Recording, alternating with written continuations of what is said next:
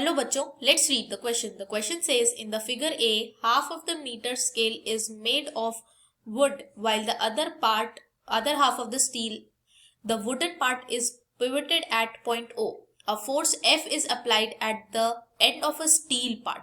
In the figure B, the steel part is pivoted at O dash and the same force is applied at the wooden end in horizontal plane.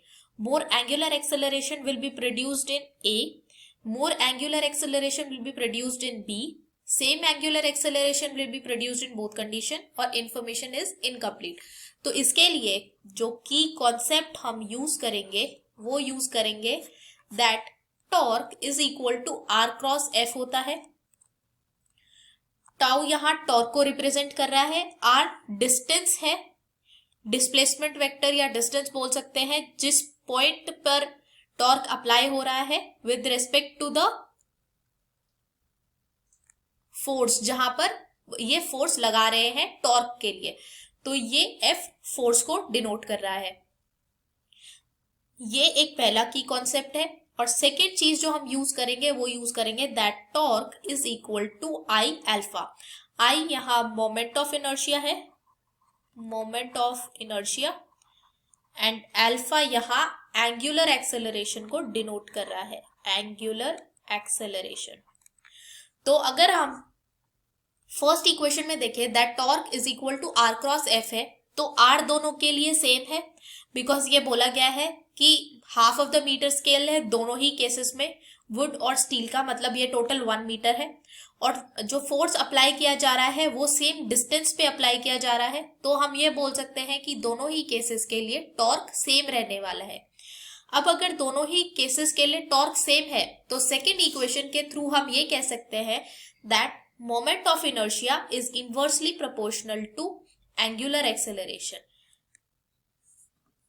तो यहां moment of inertia inversely proportional है angular acceleration के.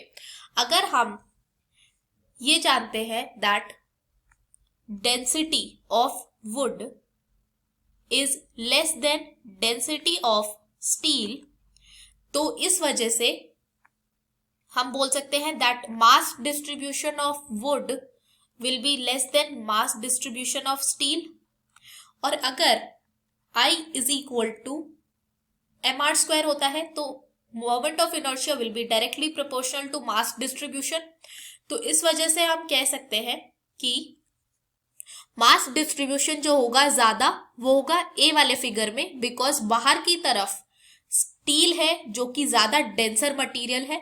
तो ज्यादा denser material होने की वजह से moment of inertia for A figure will be greater than moment of inertia for B figure. अब अगर moment of inertia A figure के लिए ज्यादा है तो एंगुलर एक्सेलरेशन ए फिगर के लिए कम हो जाएगा because of this inverse proportionality. तो हम बोल सकते हैं that angular acceleration for A figure will be less than angular acceleration for B figure, मतलब more angular acceleration will be provided to b. तो सेकेंड ऑप्शन हमारा करेक्ट ऑप्शन है. I hope you understood this well. Thank you so much. All the best.